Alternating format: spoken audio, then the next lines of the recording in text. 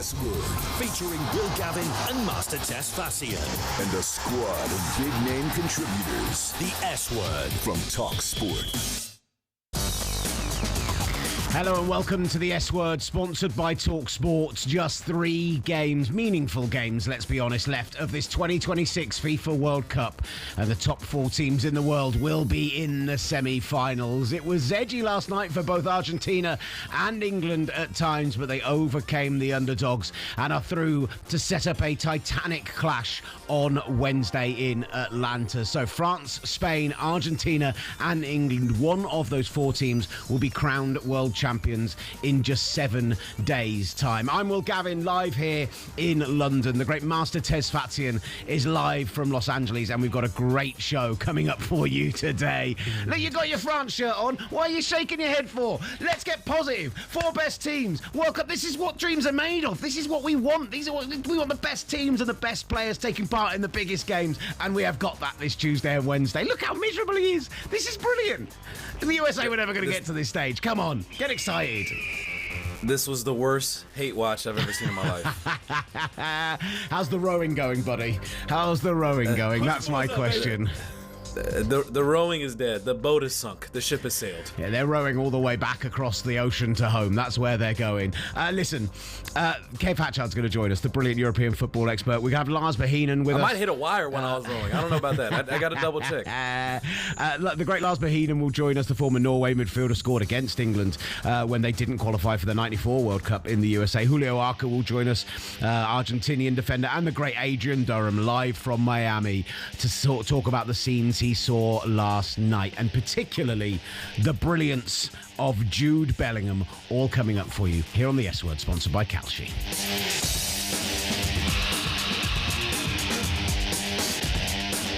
I'm not going to lie, it was a little bit tense last night, Master.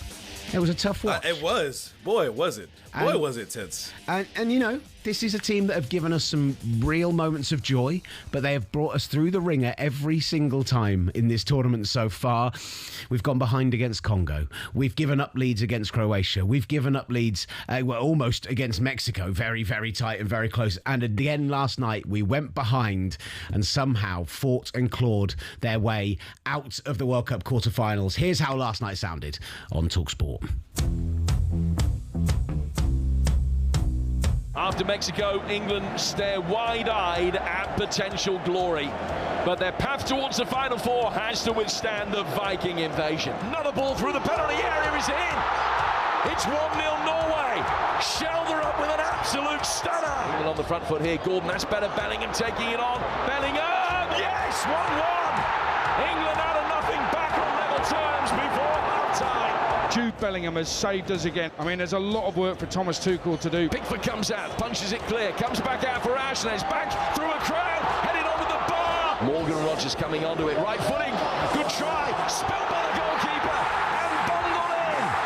England lead, it is Jude Bellingham again. 2 minutes are up, and England are in the semi-finals of the World Cup.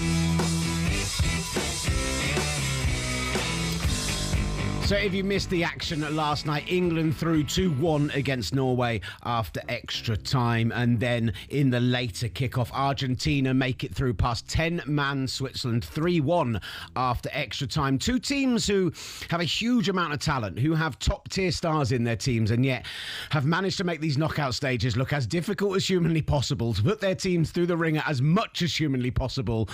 And do you know what, Master? There's so much to break down from these games. There's so much to talk about. And there's so much I can sit here and talk about from an England perspective, how despite being quite lucky yesterday, despite not being the better team for huge swathes of that game, I can still talk about the pride of how hard they fought, how much they scrapped, the mentality of it all.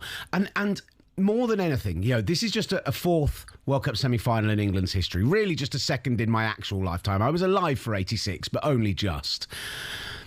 Never before have I felt watching an England team that even when we've gone behind, even when we've struggled, like I think about going behind to Croatia in the World Cup semi-final then. I think about going behind to Italy or Italy equalising at Wembley in that Euros final. And always my head as a fan would drop. And there's just something about this team, whether it is the brilliance of the stars like Jude Bellingham and like Harry Kane, or whether it is just the fact that they have overcome every task in front of them so far, where I never lost belief last night. Maybe I've just been hanging around with Americans too much. Maybe it's that.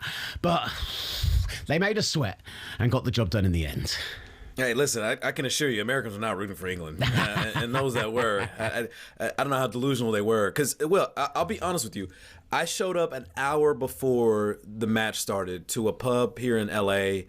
that has been hosting Norwegians, and it was already packed to the brims. Like, it literally, there was an hour and a half wait outside the pub an hour before the match started.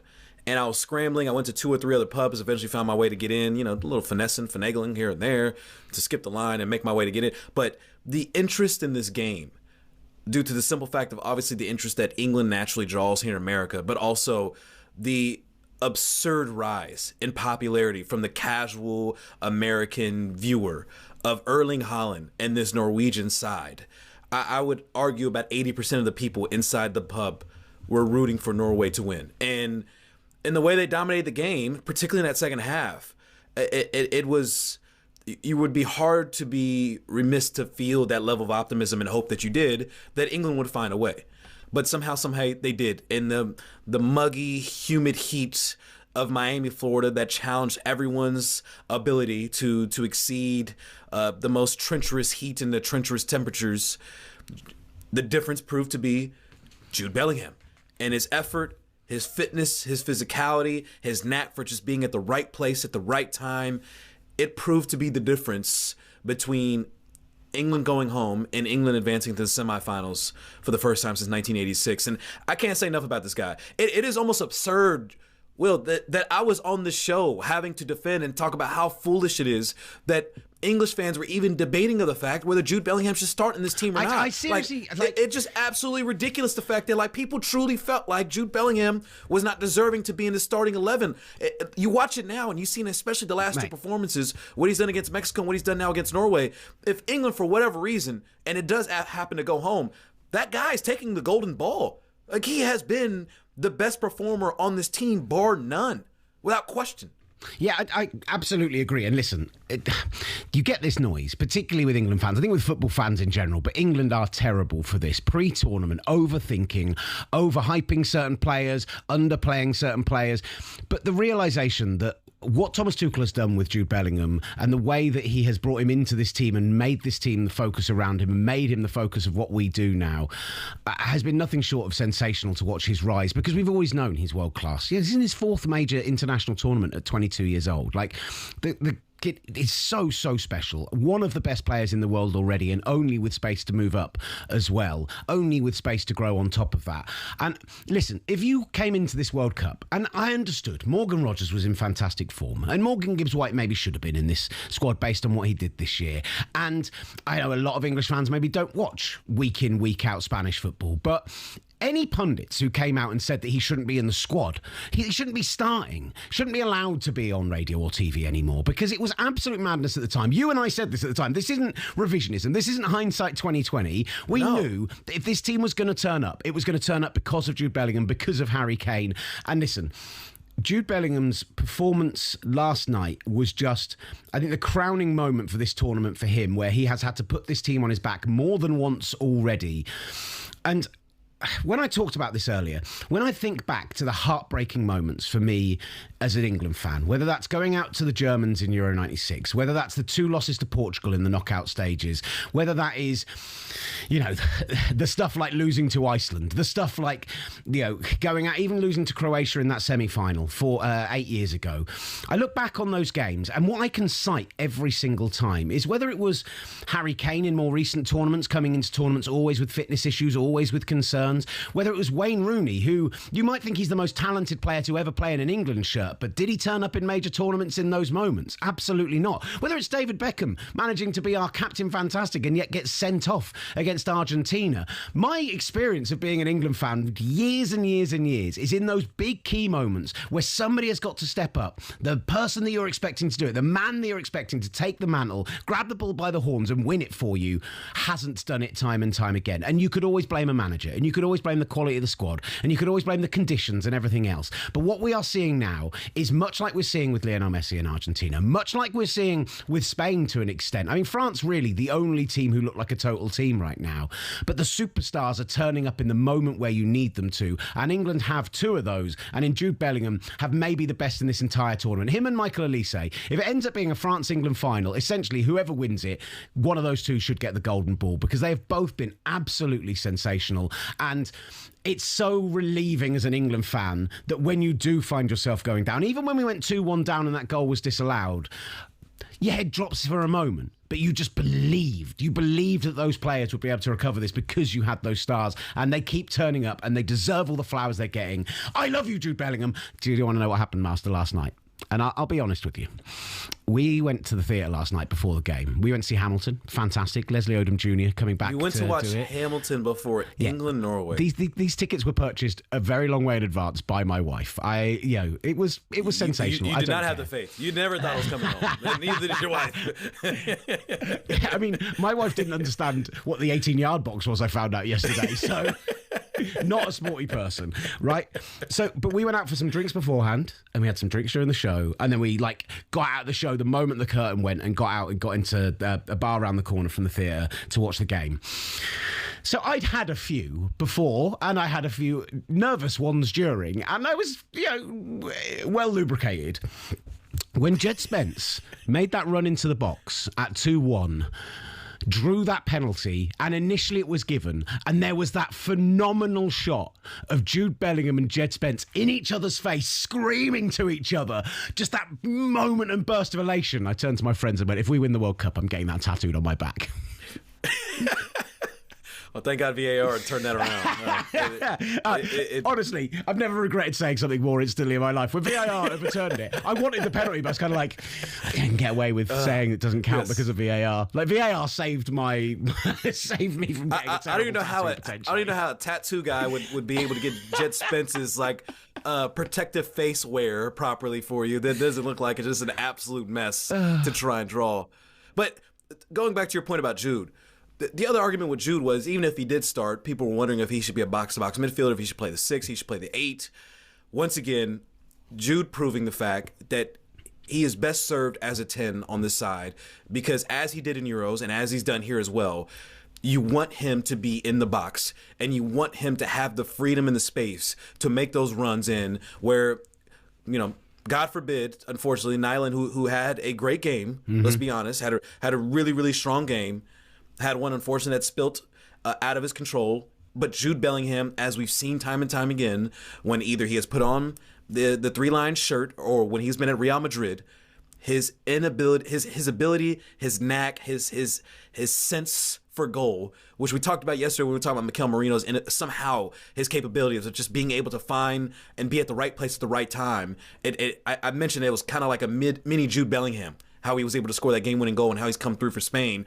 And lo and behold, Jude Bellingham would do literally the exact same situation, the same exact scenario, would find a way to make that run, be on sides, and never give up on the play. At a time in which we saw on the flip side, the difference maker, the game changer for Norway was Erling Haaland. And in the final 30 minutes before he got subbed off, it was clear either he was nursing some sort of injury or just wasn't fit or was exhausted, because for those final 30 minutes in which he was on the pitch, he was walking around and was absolutely ineffective, to the point where he did have to get subbed off. He should have come off the pitch, and rightfully so he did. But after that point, Norway just lost a little bit of the bites and the fear that you see from Norway. And unfortunately for Norway, as well as they played a tremendous run for them to make it to the quarterfinals, to push England all the way through extra time, and truly for much of this game dominated and with their terms and dictate the style of play of this game. They're just missing a player or two, it feels like, unfortunately. And that proved to be the difference. Is with all due respect to Martin Odegaard, with all due respect to Erling Haaland, the level of quality and the depth that England has just proved to be a bit too much for them. See, and actually, like, a lot of that is you consider the conditions and everything as well as part of that. And there's no excuse making for the England performance, but you talked about their dominance. Like, what you saw was first half an hour or so, England were very comfortable. A lot of the ball, weren't really creating chances, but they were heavy on possession. They were creating the few chances there were. After that first hydration break, Norway really came into the game. Obviously, that's when they went and scored the opening goal. It was after half time, and my concern coming out of this game from an England perspective, and I mostly want to be positive here, like, we are in a World Cup semi-final. These only come along a few times in your lifetime. We have a legitimate chance of going and winning this tournament. Like, that is something we should be, as an England fan, celebrating. But Tuchel made those changes at half-time. It's clear that there are some players who weren't healthy. Noni Madueke had a shocker in the first half. Rice comes off. He makes the change to go a little bit more attacking to try and put some pressure on Norway. And after an initial chance, there was a 25-minute span where Norway were completely in the ascendancy, where they had the majority of the possession, where we were having to defend deep, where we were having to... It looked like the last 20 minutes of the Mexico game. And you're like, how are we not, like, pressing out more? How are we not getting in their face? Their press was sensational the whole game. They were just closing us down all over the field. I thought Norway were fantastic up until about 70 minutes. And probably could have been up 2-0 if it wasn't for Sorloth in a 2v1 situation, making a very selfish decision. Pass the ball to Erling Haaland. He passed the ball to Erling Haaland. Sorloth, like, he's right there. Like, the only person that said it's Sorloth time was Sorloth. Everyone else was saying it's Erling Haaland time. Like, you have to make the unselfish decision there and find a way to get that ball to Erling Haaland and go up 2-0. And those are the moments, the fine margins, when we're talking about making the difference between going home and rowing your boat all the way back to Norway or finding a way to make it to Atlanta in the semifinal. Those are the fine margins that prove to be the difference in this match that Norway unfortunately wasn't able to capitalize. And Sorloth, he's probably going to be kicking himself right now because there's no way you don't look at that match and think, what if? Mm-hmm. What if he makes that 100%. Pass over it? And even if Erling doesn't score, whatever the case may be, you give your best player the best chance possible to give you a 2-0 lead. It's not that difficult. I want to give a small shout out to John Stones in that moment, because when they have that break and he is 2-on-1, he defends it as well as you possibly can. Now, the pass to Haaland is still on and Sorloth should have made it. That's a terrible mistake. But he does a really good job of staying goal side of him, making sure he doesn't turn it back to him. Like, it showed why John Stones is so important when he's healthy. It's just a shame he's not been able to be, because he's a very intelligent defender who reads the game brilliantly. So a small shout out to John Stones in that moment. But even so, what a howler. What a mistake to make. You can talk about every refereeing decision. You can talk about whether the luck went their way. You can talk about that stuff as well. But that is the moment. You go 2-0 up there, you break England's backs, you force them to go in at half-time down 2, and instead they come back. They get the equaliser. They actually go 2-1 up before that goal's ruled out rightly for offside. But I tell you, the scenes in the pub when we scored a nice sell job from Elliot Anderson. From all the talk we get from England fans about it, and especially as we've seen Max on the show time and time again, praising Elliot Anderson for his capabilities. He was great last night as well. I thought he was one of 2 or 3 England performers who stood out. It is fair enough, and I can completely understand that, but what a sell job he did, what a flop he had to help sell that push and that shove. And again, good for him because it worked, but it is a push. The problem is, and to put it in like American terms, I was thinking about this last night. Like, I had a couple of buddies with me who are NFL fans. It's a pass interference call. It's the moment you fully extend the arms, the moment you go full push, then it's such an easy flag to throw. If you niggle and you push and you get in there and you do the stuff that we normally see, the dark arts from the corner, you can definitely get away with being physical. But the moment you go full extension of the arms, I don't blame Elliot Anderson for going, and going full theatrics, because it worked. Where's this England toughness that Thomas Tuchel was talking about? Where's this identity that he was talking about? Instead, we got a bunch of floppers. You're trying to sell the game to Americans, and all of a sudden they're looking up on the screen and a goal gets disallowed because of a flopper. Let me just drink the tears that are being cried around the world over that moment. Like, here's one more tear for you. They taste so sweet. I got one more tear for you, Wick, because probably the most puzzling thing of this game was, of course, the goal that was equalized to put England. Great goal. A beautiful goal by Jude Bellingham. Nothing to take away from the goal itself. However, it is unclear whether the ball hit one of the wires of the Sky Net cam. as it was in trajectory up in the air.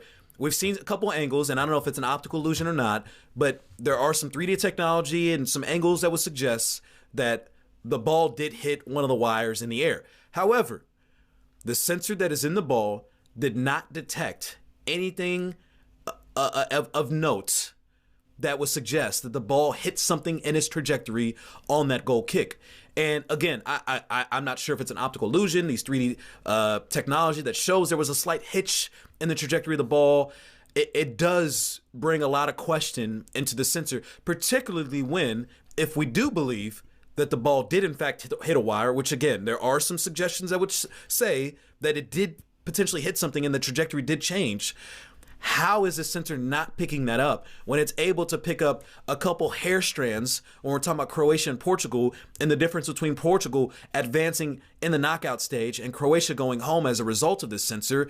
I think there are some questions to be had about the sensor, because I was fully blindly believing the sensor and impressed by the technology of how it was able to pick up such a fine margin touch from Croatia need to take that moment from the England game and put it in front of CAS and put it in front of FIFA and say, look, how on earth are we getting knocked out of a competition with this technology when it can't pick that moment up? Now, don't get me wrong, you used the word unclear straight away to talk about that, and I think that's why. I did, because there's nothing with... As conspiracy theories that I am, there is still... Get that tinfoil hat. Listen, it's a bit too early for the tinfoil hat right now, but the chakras are aligned, and it is very clear that something potentially happened with the trajectory of the ball. But I am not...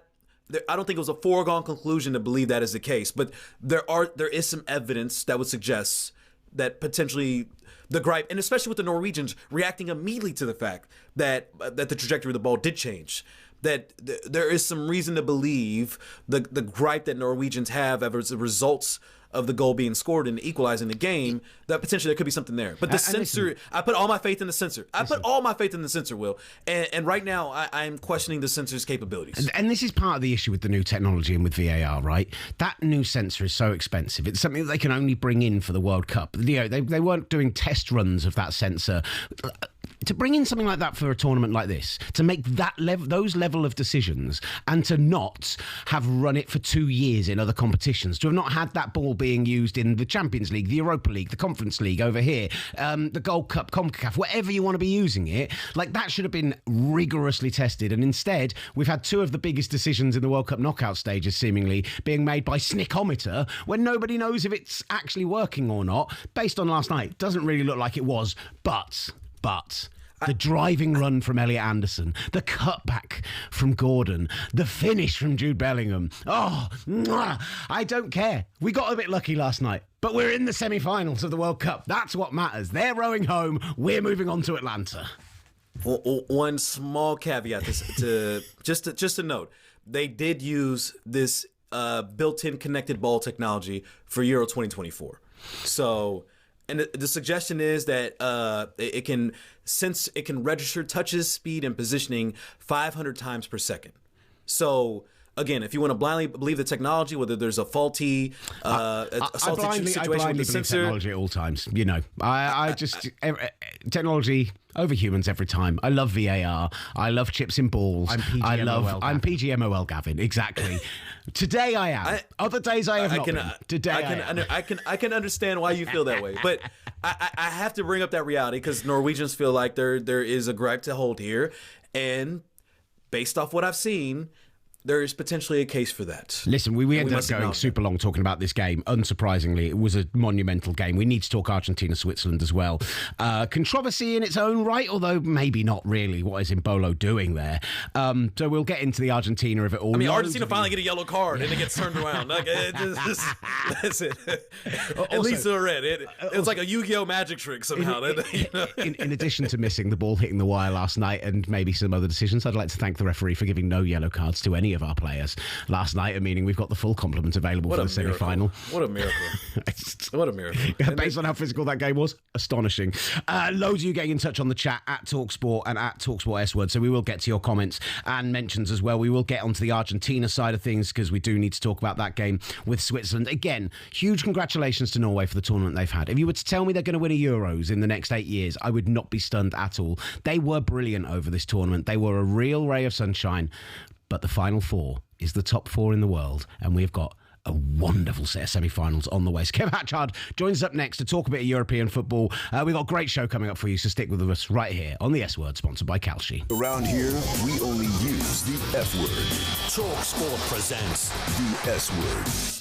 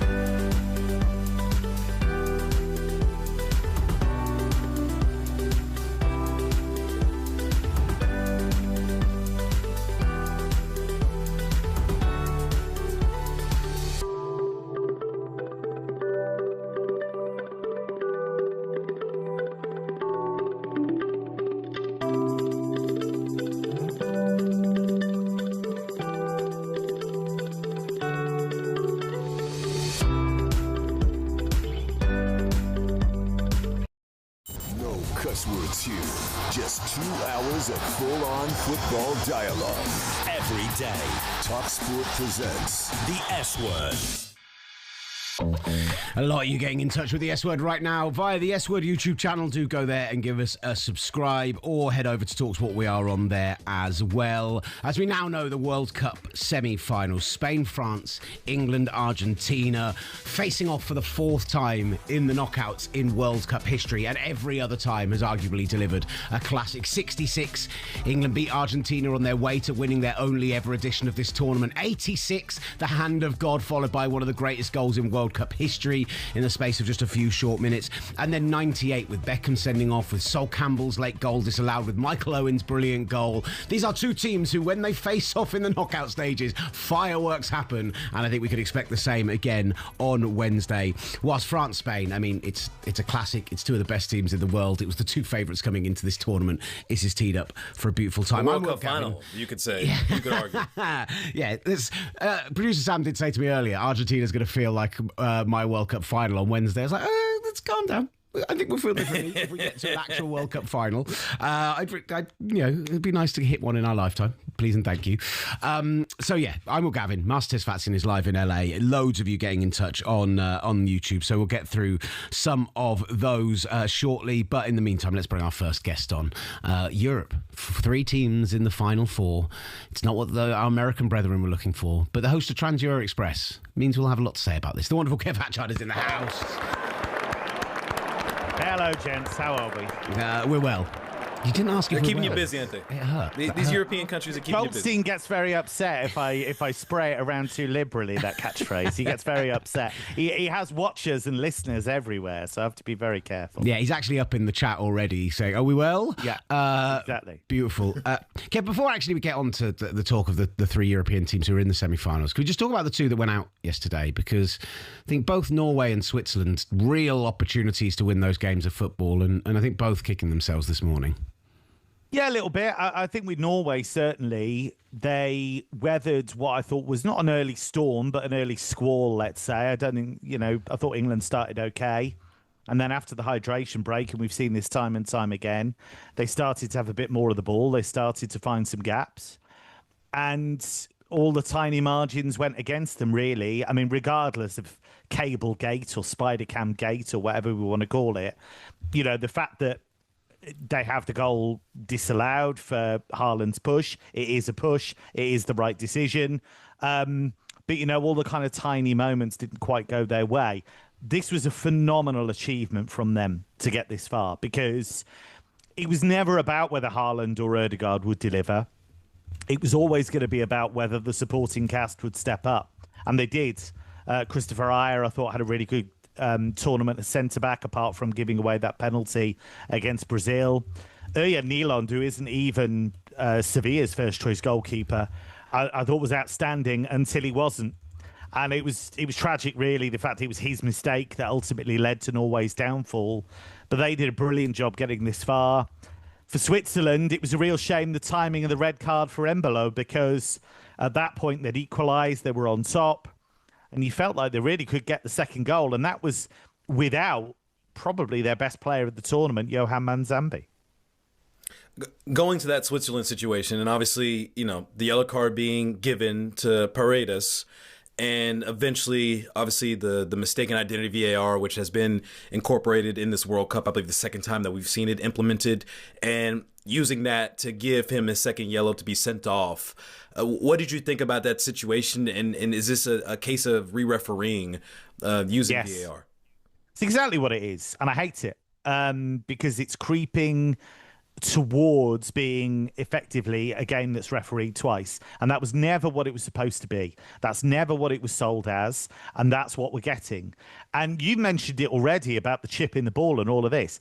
The idea is supposed to be that, refereeing ultimately can be applied in any competition, in any country, and you are getting standards that are totally different in different competitions. And I'm not up for it at all. I was quite pro VAR when we started, and now I would get rid of it for everything apart from goal line technology and offsides, because they're absolutes. They're things that can be, they either are or they're not. And I just think it's creeping into so many elements of the game. There's very little thought given to fans in the stadium when it's used. I don't think. Yes, we've got referee announcements, but I don't even like those. So it's a dive, yes. So maybe you can say, okay, we reached the right decision in the end. But for me, that's the referee that should be picking that up, or the linesman who should be picking that up, rather than let's have another look and go back over it. I do not like the way it's going. It's really interesting, Kev, because I'm very much with you. I was a guy who was very pro VAR. I believe there is a place for technology in football, and that actually well-implicated VAR could be something that improves the game. And I really think that there is a world that exists.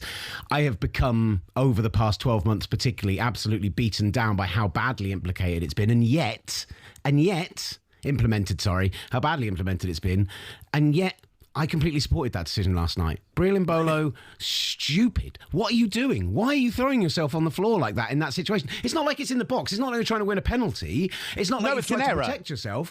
You're absolutely right. You're absolutely right. It's an error, but what I would say is that it's almost a separate incident. Yes, I'm not arguing against the validity of it, but what is this mistaken identity protocol?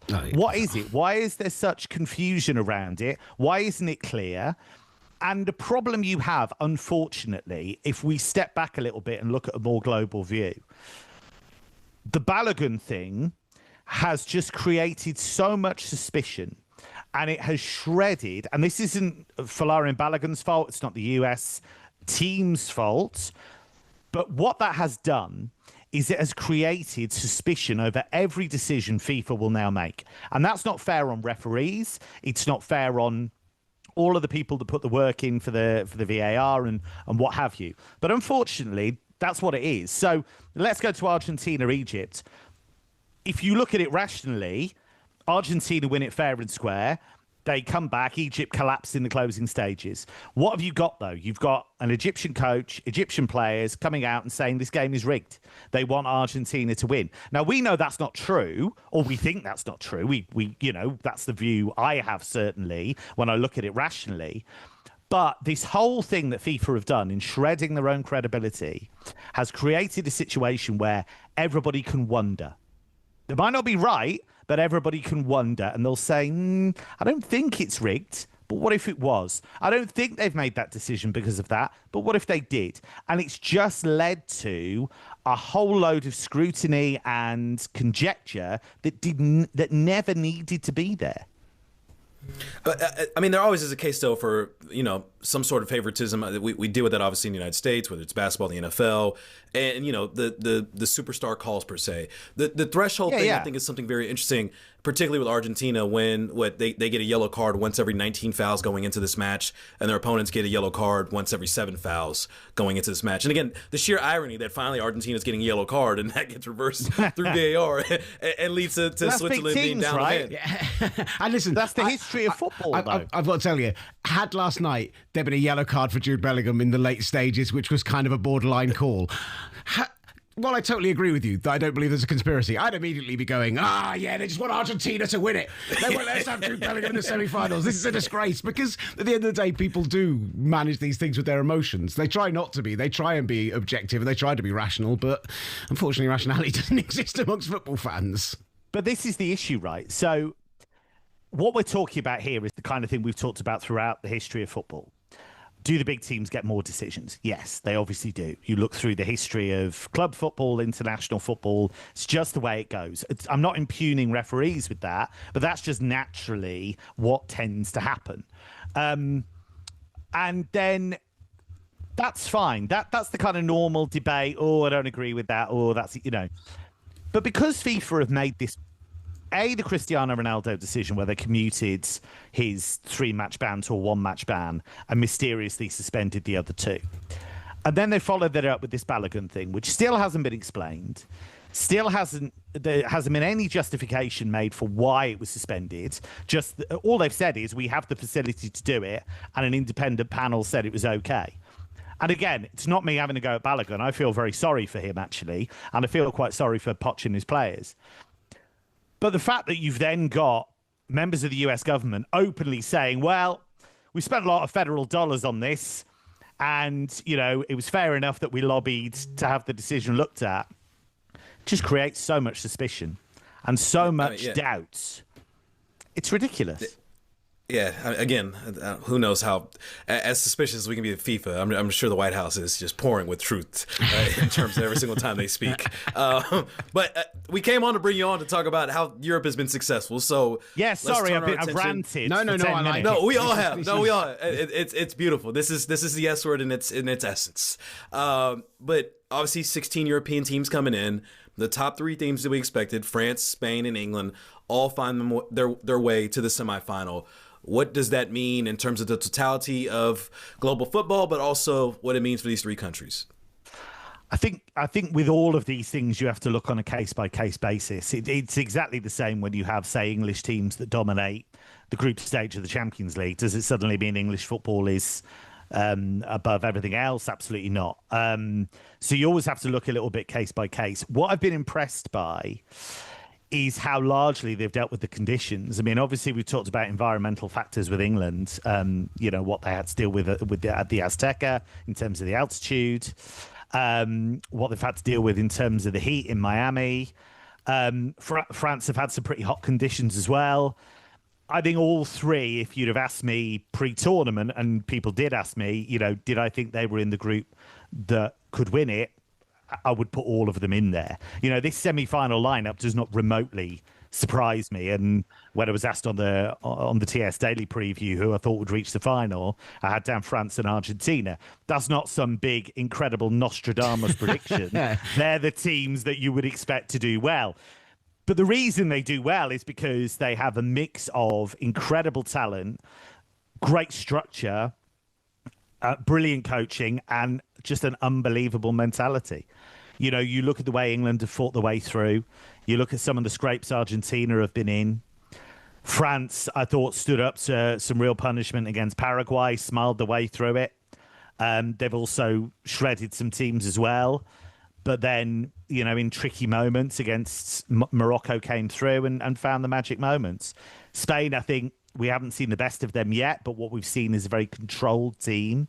Still think they have the weaknesses, but all four teams absolutely deserve their places in the semi-finals. And just one last one, Kev, because in your other life as a Bundesliga commentator, you commentate on that brilliant Borussia Dortmund team that on which Erling Haaland and Jude Bellingham were really introduced to the wider world. The two good friends on the field last night. Did you foresee back then that these two would be so dominant in world football and end up being in this kind of position, showing out on such a big stage? Yeah, it doesn't surprise me because with Haaland for a start, you knew there was an incredibly, not only physically dominant player, but I admire his mentality. People talk about, he only has a handful of touches. He doesn't care. He's absolutely laser focused and locked in every moment because, people look at it as a negative. He's only had 10 touches. But imagine going into a game knowing you've probably only got a handful of touches. So you better make them count when you get them. And he does time and time and time again. And just by being on that pitch, he affects everything on that pitch. So, yeah, you could tell he was going to do incredibly well. And his goal records from the get-go have been phenomenal. With Jude, you could see from the moment he arrived at Dortmund, the personality he plays with, the mentality he has, the fact he's a leader. He was captain of Dortmund at 19. It's an enormous football club. He's 23. It's his fourth major tournament for England. And he is a moments player. He's the one that really steps up. I love the way he speaks in media. I think he's phenomenal. And I think England fans should absolutely cherish him because I'll tell you one thing, the Germans would, the Spanish would, the Argentinians definitely would. He is somebody that should be universally cherished and praised because there are not many like him. I really wanted, as Kev was speaking then, just to be sneaky. Na, na, na. They're just coming in underneath. I felt the swell. I felt it building in my... And it's why still, I said it at the top of the show, it's why still I believe on Wednesday and will believe next Sunday, because after years of being an England fan who has watched the top players not perform on the biggest stage, it's been injury, it's been metatarsals, it's been fitness and form coming into it. There have been so many things you can blame. Not anymore.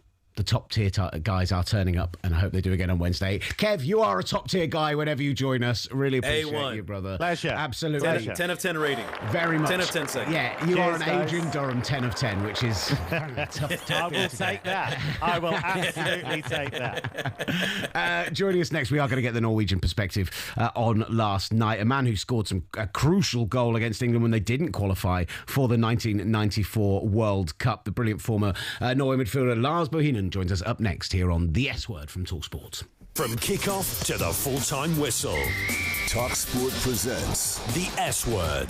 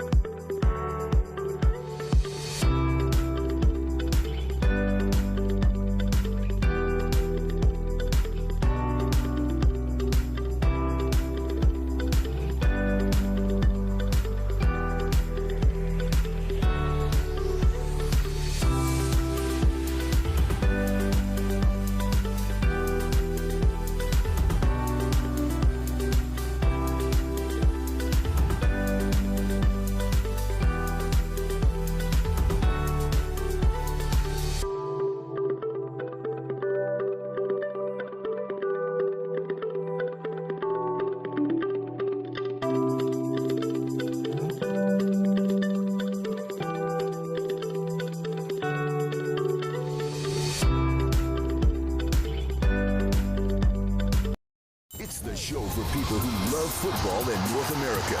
And I mean the proper kind, where you only use your feet. The S Word From talkSPORT. Will Gavin live in London here on the S Word, sponsored by Country. The brilliant Master Tesfatsion live in Los Angeles. Just 3 meaningful games left of this World Cup. We'll cover the third place playoff. Don't worry about it. But, you know, realistically, 3 games, that 4 that teams. England-Spain third-place match is going to be a sight to behold in Miami. It's going to really cannot wait. In that heat again. God, I can't wait. Who's going to start that one? Who's going to be the starting right back for that one? My belief in my starting 11 for the third place playoff is going to be... I might actually do that at some point. Just, you know, don't start anyone who in any way will have an impact on club football this year, basically. Loving hearing from you in the comments. Maybe we'll finally see Kobe Mainoo in the third place game. Lots of you up in the comments talking about both of these games on both talkSPORT and talkSPORT 2, and a lot of love coming in for Norway, although Mr. 420 says if Alexander Soloth passes that ball, Norway win. It does feel a little bit like that. I just saw another reverse angle of it with Erling Haaland's reaction to it. Absolutely devastating. And Norway have been such a joy in this tournament. The fans have been brilliant. As a team, they've been fantastic. They gave us the upset with Brazil, and they could have beaten England last night, and maybe even should have beaten England based on the balance of play. But I'm trying to say that a man joining us now who broke my heart when I was about 10 years old and helped stop England from qualifying for the 1994 World Cup as he scored against England and they did qualify is the wonderful Lars Bohinen. Lars, how are you, sir? I'm good, thank you. Look, we really appreciate you joining us. And before we get into that game last night, can you just tell us a little bit of the national pride in seeing how well Norway have done at this tournament? Yeah, the pride is there. I mean, the disappointment right after the game yesterday was big, but it took about 15 minutes, and then everybody sort of took a step back and thought about the effort and the results and the performances that we've had, and everybody is just expressing a real pride of what the team has achieved. Was the frustration based off the inability to advance, or was it potentially some of the reaction we've seen from Norwegians that feel like perhaps they were robbed of this match? No, it's a little bit of both, I think. I think that we felt that we had a real chance of beating England, of course, and we had, and then the way the whole game turned out with those incidents that you probably have discussed, I think that fueled the disappointment more than if there was just regular goals and not so many debatable situations.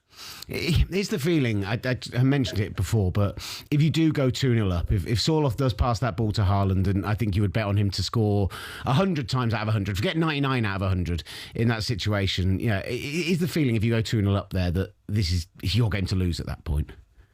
Yes, that's what we thought at the time. He should have passed the ball, and you can see the reaction from Erling after he didn't pass the ball and he tried the shot at he felt that he should have had the ball, and I think at 2-0 it would have been difficult for England to come back. We've been pretty solid defensively over this campaign, so I think that would have changed the game. As you talked about some of the situations that didn't break your way, whether they should have, shouldn't have, obviously the biggest conversation right now is the free kick, the goal kick that potentially hit the wire and impacted the trajectory of the ball, but it wasn't picked up by the sensor of the ball. Did you feel like the trajectory of the ball changed and that goal should have been disallowed? Yes, I think that we see it, and I think that the people who are closest to it, I know we are biased being Norwegian, everybody will say that it must have touched something, but I think we can see it. But I can also understand if they can't see it properly on the television or from the pictures or even on the chip in the ball, then it's difficult for the referee to do something else. But I think that those two situations that we've talked about now changed the game. And then the other one, not to just harp on the negative moments, but the Erling Haaland push on Elliot Anderson, which resulted in the goal being disallowed. What did you make of that incident? I think what's been said, or some people have said, that if that is a free kick inside the box, there should have been a lot of penalties.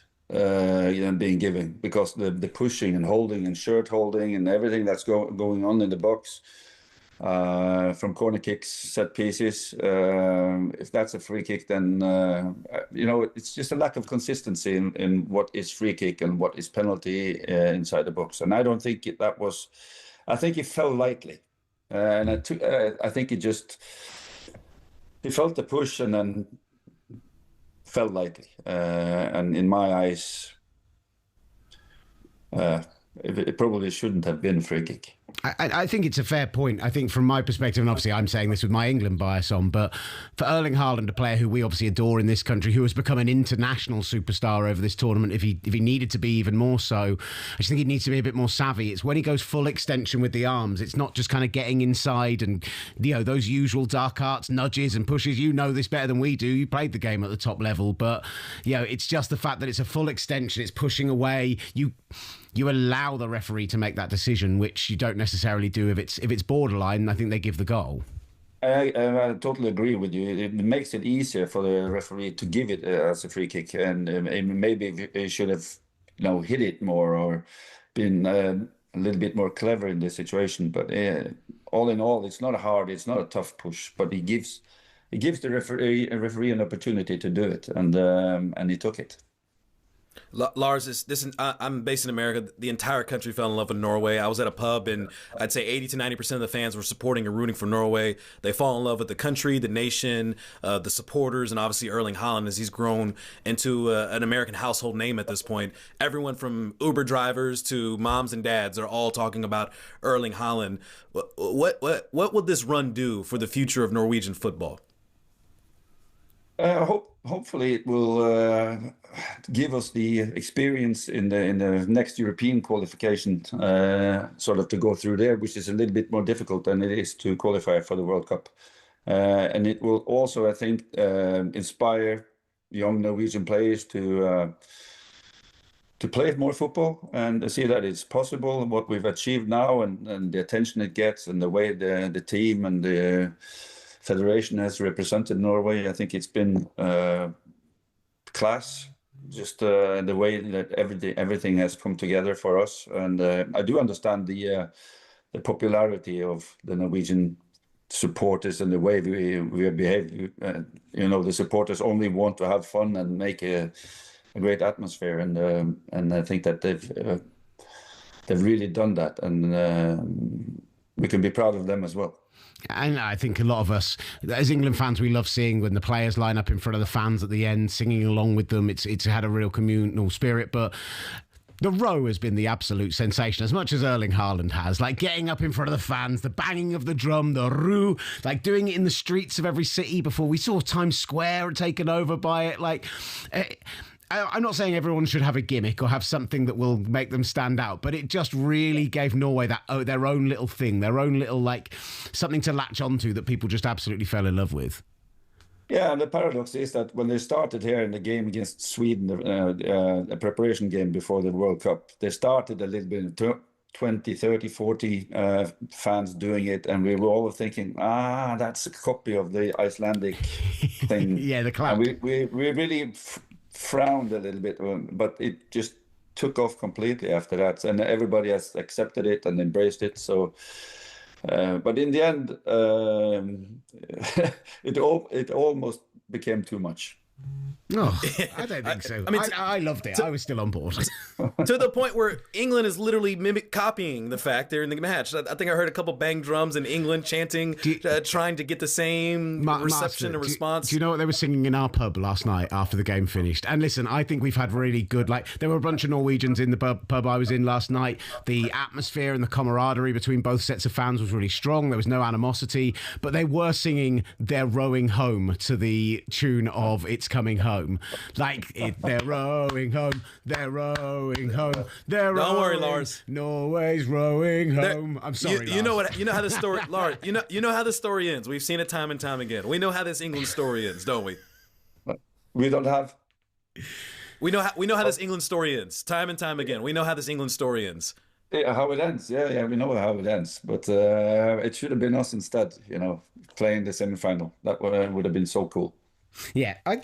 Is that something? I'll have to ask that. Is that something that will stick with the fans and with yourself? Like the unsatisfactory aspect of it, and again, some of the decisions and stuff. It feels like still the next day it is something that's weighing heavy on you. Yeah, it's a little bit heavy, I think, because it ended in that way. But on the other hand, I think that the players are coming home tomorrow and they're going to meet the king and being greeted, I'm sure, by thousands of people. But I think that in the end, what we've achieved it's an overachievement in terms of we've been away from the World Cup for 28 years. It's the first time we're in. It's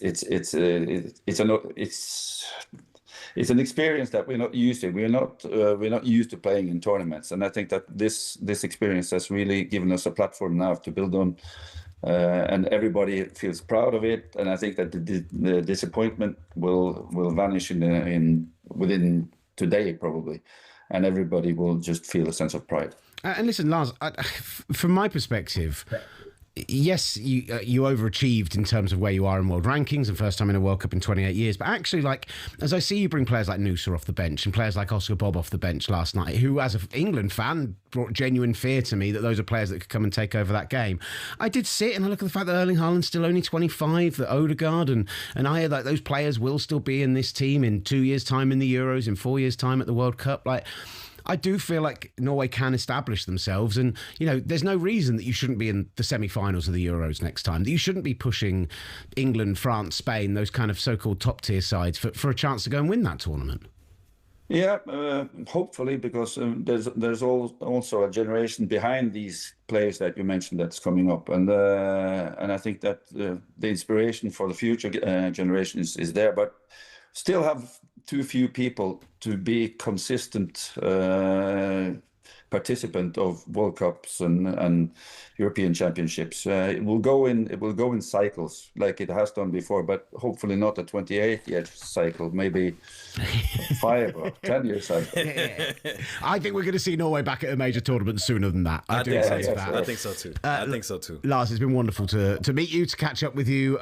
Commiserations for yesterday, but your nation lit up this tournament and it was a delight to see you, so thank you so much. On behalf of America, we appreciate you guys so much. Thank you for brightening up our world, and hopefully somebody else can take down England. Thank you very much.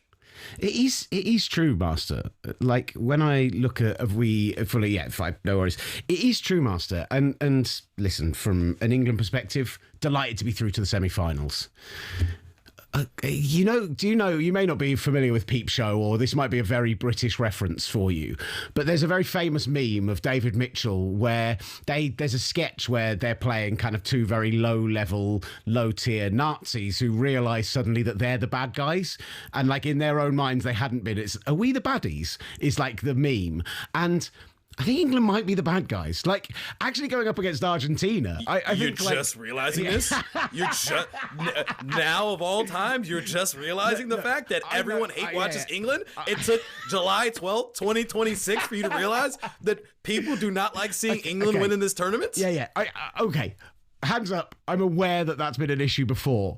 But to go and knock out Mexico in Mexico when they brought such brilliant times to this tournament and was such a wonderful host, to then knock out Norway and Erling Haaland, who are so beloved. And listen, I know that if we beat Argentina, it will be very divided. There'll be a lot of the footballing community who'll be celebrating that the FIFA darlings and Lionel Messi aren't going to get a chance at a second title. There'll also be a lot of people who love Lionel Messi who are going to be pretty angry at England for knocking them out. I don't know who to root for. I don't know who I was sitting next to a Mexican fan, and he was decked out in his Mexican gear.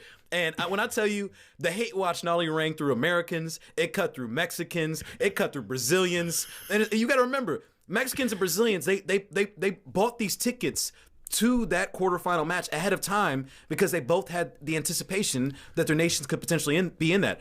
Chris Whittingham, friend of the show, he was at that match.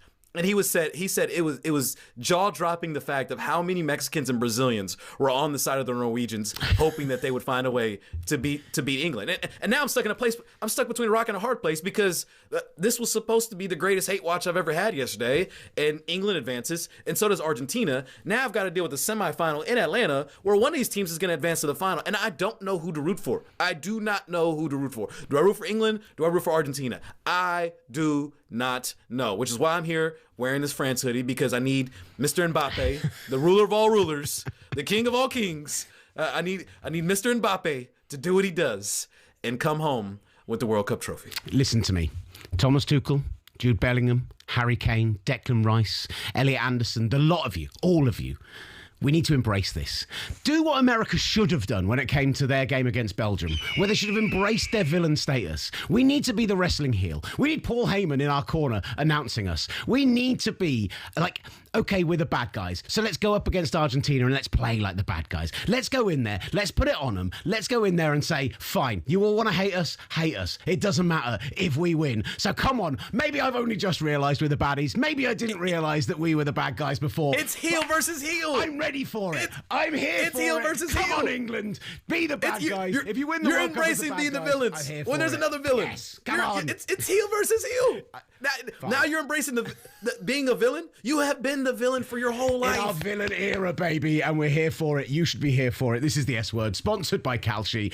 Julio Arca is joining us coming up next. So as we go, heel for heel, we've got Adrian Durham coming up in the next hour as well. Brilliant show. Stick with us. Big name reaction from both sides of the pond. The S Word From talkSPORT.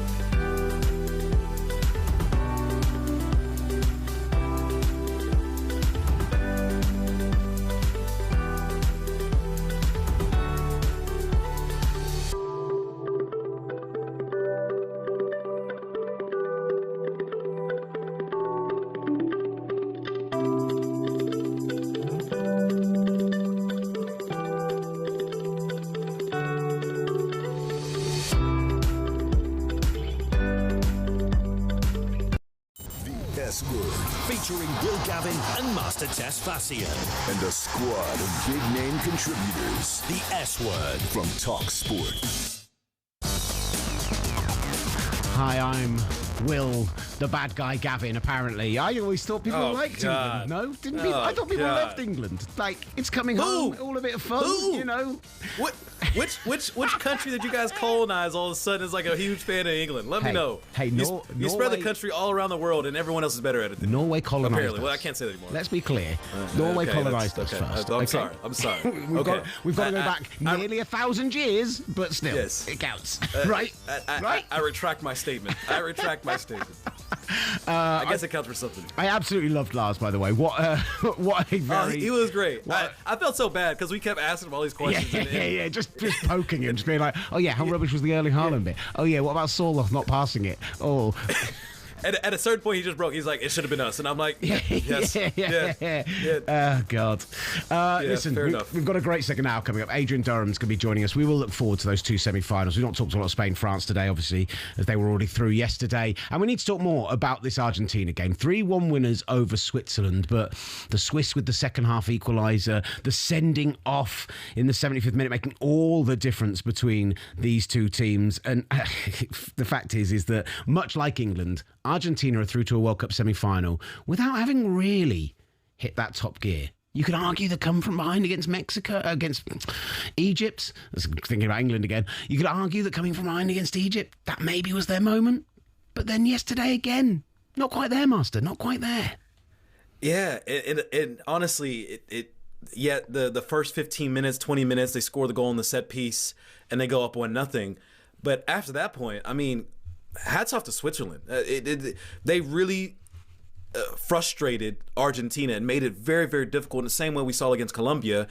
And when they were able to find the equalizer, you're thinking, oh, could this be Lionel Messi's final match? Which I feel like we've been saying every single knockout stage, because Argentina, despite facing, let's be honest, lesser competition than we would anticipate and expect from this Argentine side and being the defending World Cup winners, they haven't necessarily played up to that. And very fortunate for the yellow card, which was called, that through mistaken identity VAR was overturned and led to Embolo receiving the second yellow. And I feel for him as he was sobbing off the pitch, because you could feel the sense of momentum, the shift that was happening in that match at that point, and the chance, just the possibility, the belief, the idea that Switzerland could pull this off and find themselves in the semifinal, which would be just a miraculous and incredible achievement.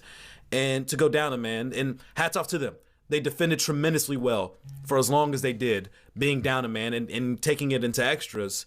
But at a certain point, you knew the dam was going to burst, and Argentina was able to find 2 goals in extras and win this thing 3-1. But I got to say, it's hard to say this about a semifinalist, don't get me wrong, but Argentina looks like they're up for the taking, Will. And I'm sure every single fan in England has to think that that's the case. They're right there for the taking. 38-year-old, 39-year-old Lionel Messi, and everyone else, he's still carrying the load. He's still shouldering the load. And with a team like England, as balanced as they are, you have to feel like of all the matchups you could have hoped for in a semifinal, of the 3-4 teams that are remaining, you have to feel pretty good about being able to face Argentina and Atlanta. Rubbing my hands together. That's what I'm doing, sir.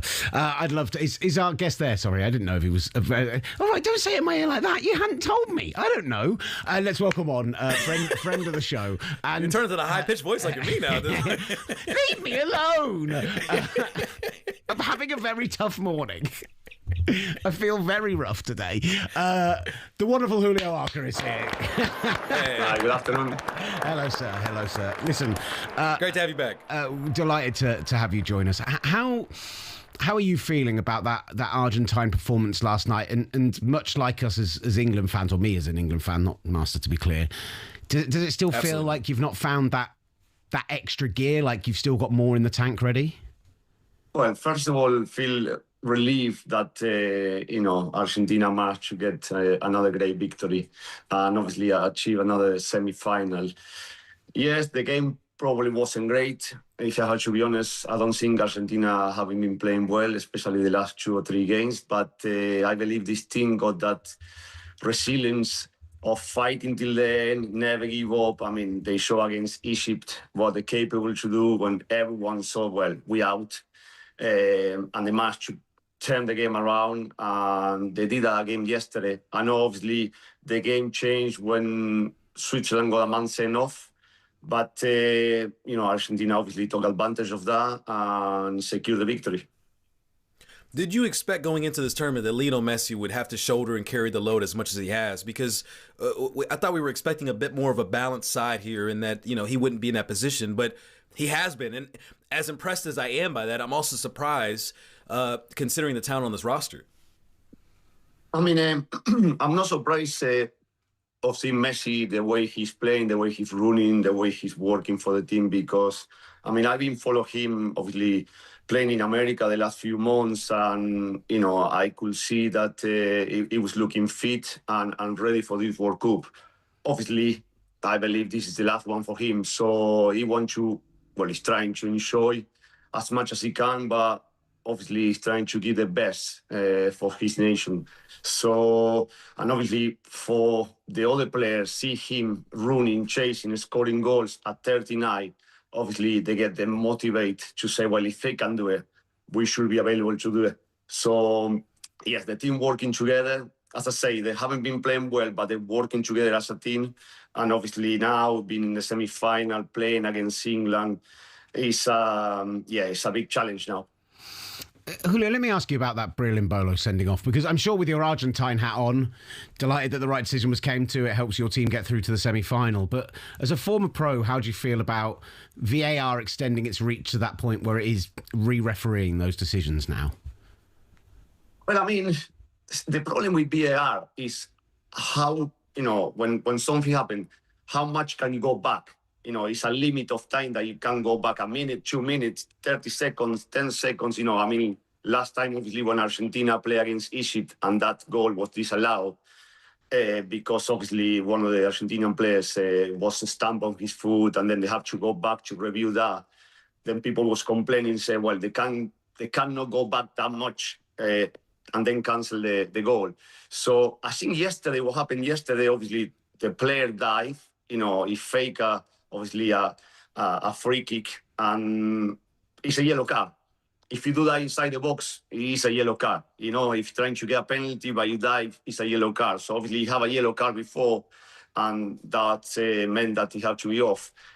No ideal, obviously, for Switzerland, but it benefits Argentina. But I think every decision against or for Argentina, especially in this World Cup, being questionable.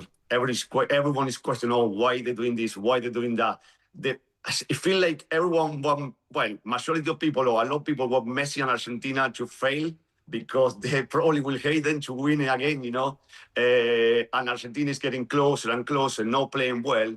But yeah, I feel like, especially in social media, a lot of people question, or they think all the referees working alongside Argentina to get Messi another World Cup final. It's crazy. What do you think of that as the noise has gotten louder? Obviously people are pointing to different things about, Argentina getting a yellow card every 19 fouls, and their opponents getting a yellow card every 7 fouls, and obviously every single VAR decision being questioned. But for you, do you block out the noise? Do you just laugh at it? Like, how do you respond to that as an Argentine, as you see the noise continue to get louder? If you have to be honest, I'm not bothered. I'm more worried about Argentinian performances than that, because the further you go in the competition, if you cannot change that gear, if you cannot go a gear or two up, then you're gonna obviously deal with the consequences. Now you got England. Yes, they haven't played well. Some of the games they play better, but they are a strong team. They got quality players, experienced players. They got a great manager as well. So you're facing a difficult opponents now. So Argentina will have to turn up in good conditions and play better than probably what they did last few games. Because if then it's going to be complicated for them. But do you think there's any validity to the complaints and the suggestions that Argentina has gotten favoritism? Do you think there's any validity to the comments and the Twitter comments and people suggesting that? No, I don't know. I mean, I don't see anything like that going on. I mean, against Egypt, Argentina was getting beat 2-0 with 10 minutes or 12 minutes before the end.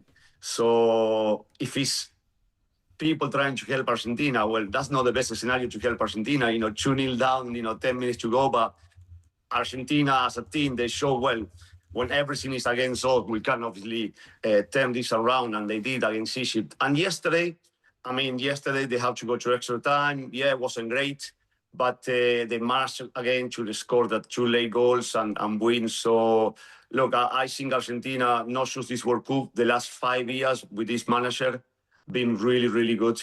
And it's good to see a team and young players is welcoming to the national team. And it's good to see Argentina progressing because obviously Messi, at some point, he will leave the team.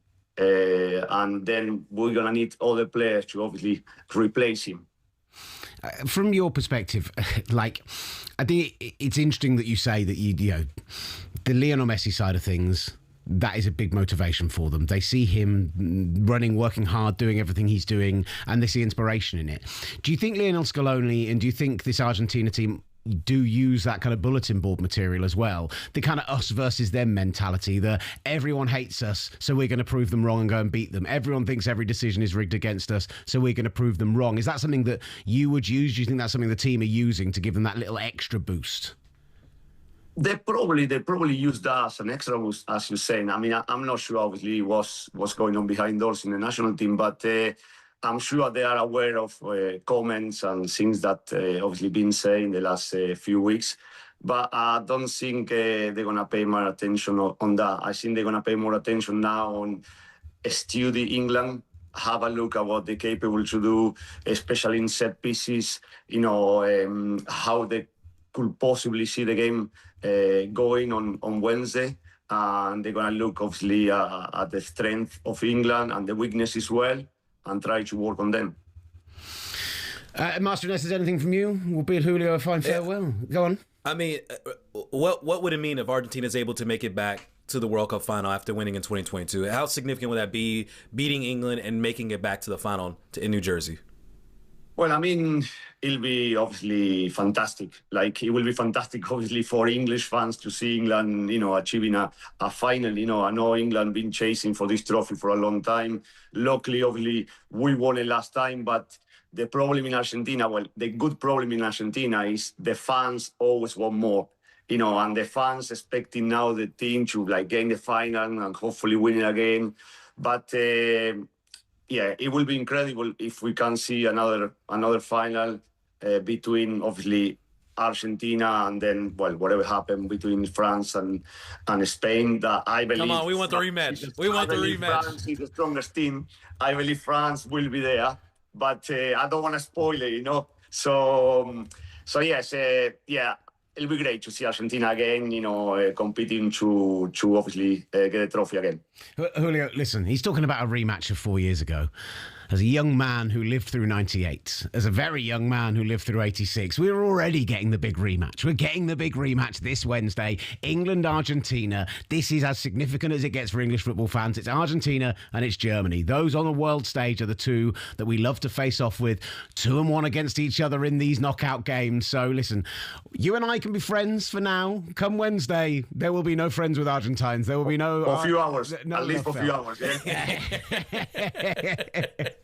Julio, thank you so much for your time. Really appreciate it. Appreciate you so much. Thank you. Have a good day, lads. Take care. Bye. You too. The lovely Julio Arca joining us here. I don't want to hate a man that I love so much, but I'm just saying, on Wednesday, there better be I'm not going to be eating any lovely Argentinian steak. I'm not going to be enjoying a nice Malbec. I am going to be very much swearing off anything of that region, because for 90 minutes, probably 120 in penalties, let's be honest, at this rate, they are the enemy. And that's how I feel. I will be swearing off anything English and Argentine as I watch that match. Wherever I'm at, famously eating beans on toast everywhere you go, or fish and chips, or I do enjoy me some fish and chips. Let's be honest. I could do me some fish and chips. I could do me an Argentine steak or two. But I love it. On Wednesday, I got to figure out who I'm rooting for. I am absolutely torn, and thankfully I have a couple days to sort it out. How dare you? Surely you're voting for the Three Lions. We've embraced you as one of our own. How could you not? Y'all have? All right, we're the baddies. Am I just now realizing this as you realize you're the heel? We're being the baddies again. Sorry. The baddies. Speaking of being the bad guys, Adrian Durham will embrace that moniker more than anyone else I know. Can't wait. We'll speak to him up next here on talkSPORT. From the touchline to the terraces, talkSPORT presents the S Word.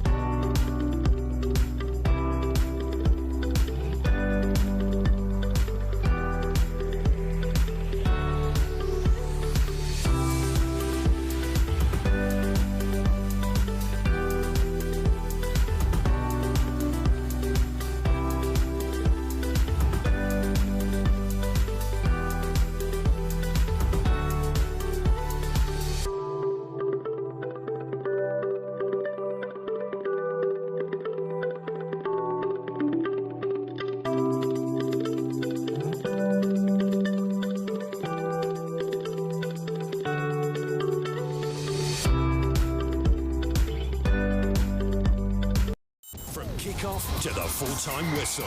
Don't say the S word. Say the F word. Football. The S word. From talkSPORT. You're back with the S word from talkSPORT. I'm Will Gavin, live in London. Master Tesfatsion, live from Los Angeles. Everyone's feeling a little worse for wear this morning after another, well, I was going to say brilliant night following the World Cup. It was a tough, a tense, an embattled night, but we got there in the end. That's the main thing. And we are set up for, as Master put it, heel versus heel in the semi-final. The two bad guys of this World Cup. We've knocked out Mexico. We've knocked out the nation's darlings, Norway. And now we're coming for you, Lionel Messi, as England take on Argentina live on talkSPORT on Wednesday evening. Spain, France ahead of that as well on Tuesday. Plenty of time over the next 2 days to build up to that one. Loads of you getting in touch via the talkSPORT YouTube channel and the S Word YouTube channel as well. Gaz says England fans already shading Argentina when their team is no better right now. No, both teams need to find another gear. Both teams need to make a step up. Whoever does it on Wednesday, I think one team is going to put in their best performance of the tournament so far. I believe it will be England.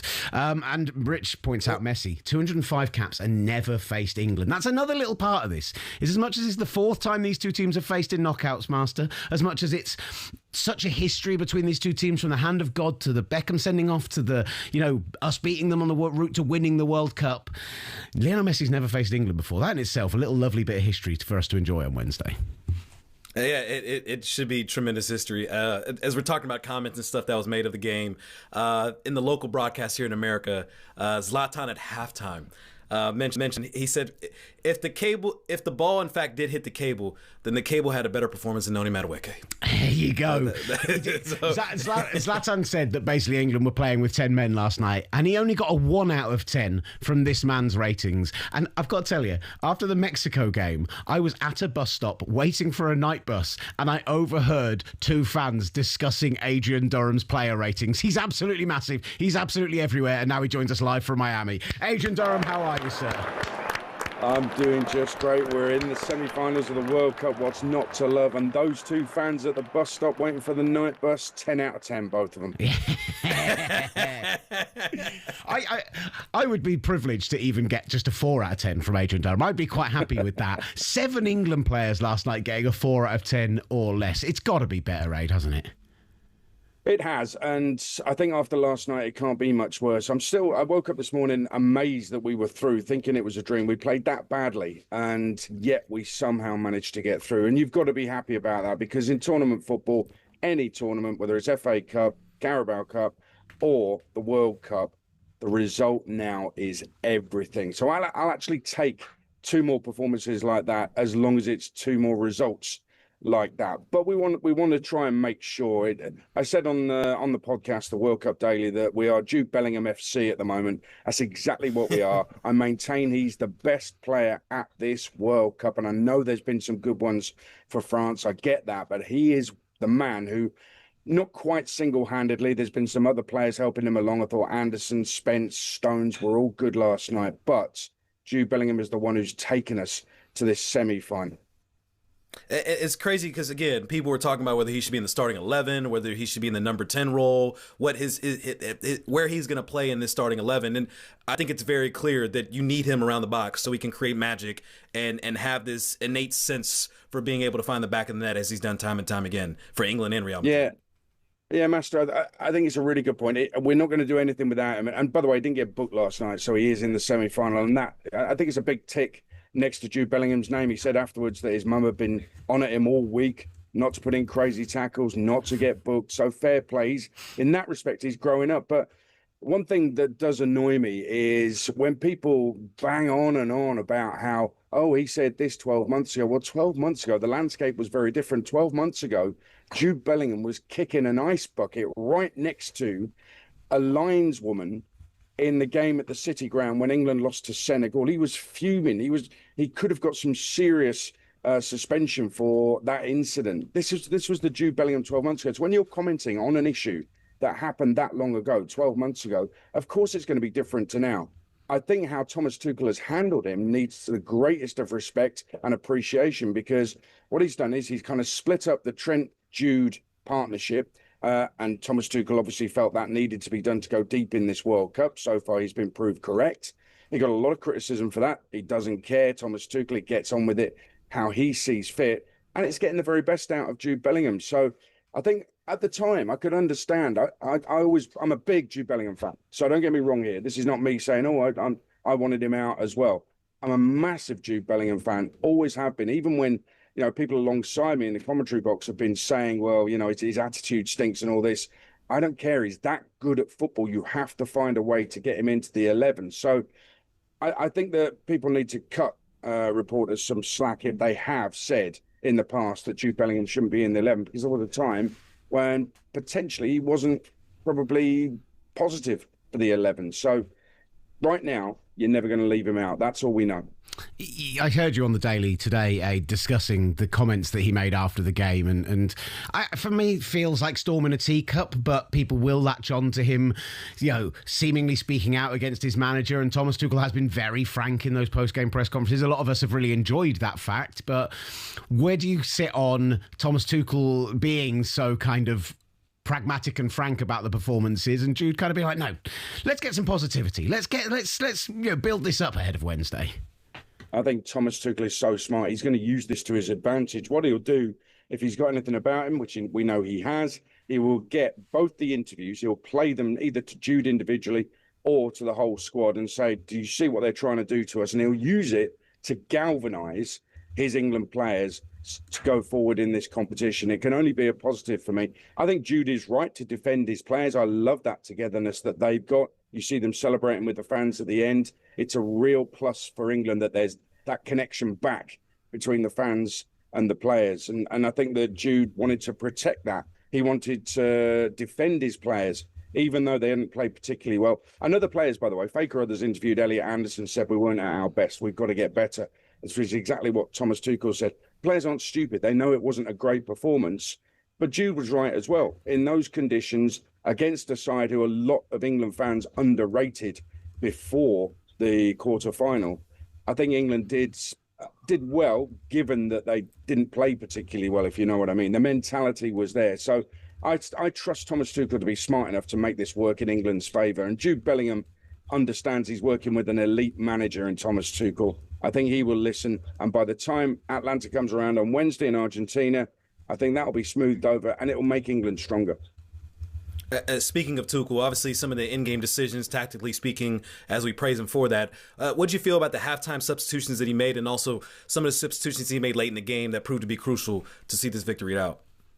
Well, I mean, he said afterwards he wasn't happy with Noni Madueke's performance, and how could you be? In the first 20 minutes, he received the ball, went at his fullback in the first couple of minutes, and that was brilliant. That's what we wanted.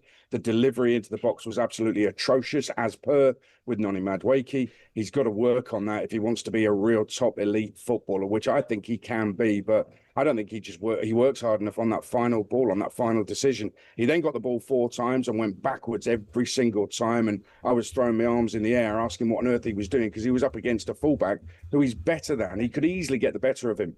And then the last time he received the ball in that 20 minutes, he was offside, inexplicably offside. He could see right along the line.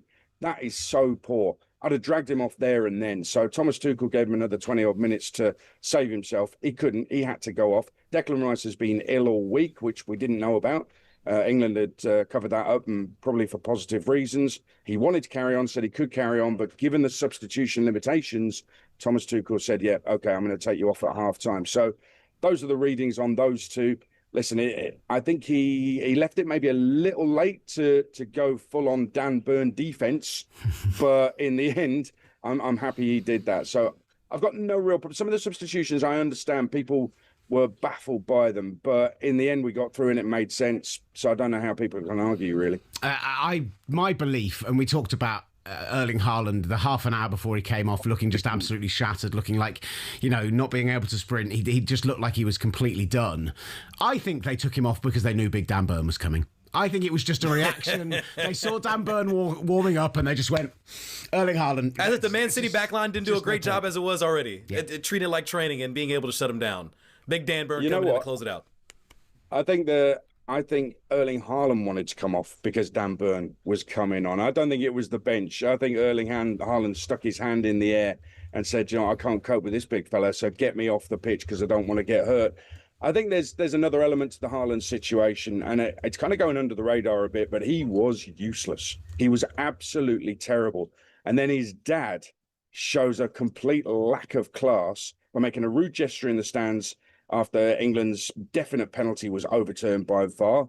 And he's angry, basically, on Twitter. He's like that guy who's just had too much to drink and gets his phone in his hand, goes on Twitter. There's a great bit in Rory McIlroy's, in a biography of Rory McIlroy recently, where they tell the story of him having a tough time at a tournament, getting on a plane with his then girlfriend Wozniacki, and he has some red wine, gets his phone out, goes on Twitter. Eventually, he hands his phone back to Wozniacki and says, "Please change my password." This is what Alfie Haaland should have done instead of going on Twitter and ranting and raving. He needs to be a role model, Alfie Haaland. He's angry about two things. He's angry that Sorloth refused to pass to Haaland, who would have made it 2-0. That's the biggest problem Norway have got. Never mind your cables in the sky.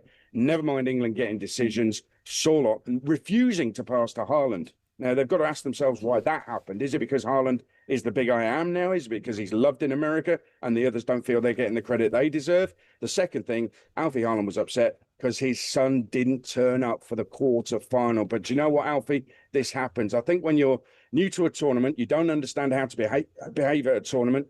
And I'm talking about Norway, Haaland Jr. and Haaland Sr.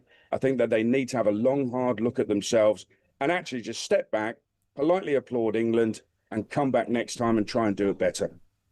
But do you think he has any justification, though? Him saying that Norway got robbed, as other Norwegians kind of feel the same way about the ball that hit the wire, and the push, which again I think was the right call, but the nice little embellishment that Elliot Anderson did in the box as well. Do you think there's any justification or validity in the Norwegian frustration that was expressed by Erling Haaland's dad and feeling like they got robbed? No.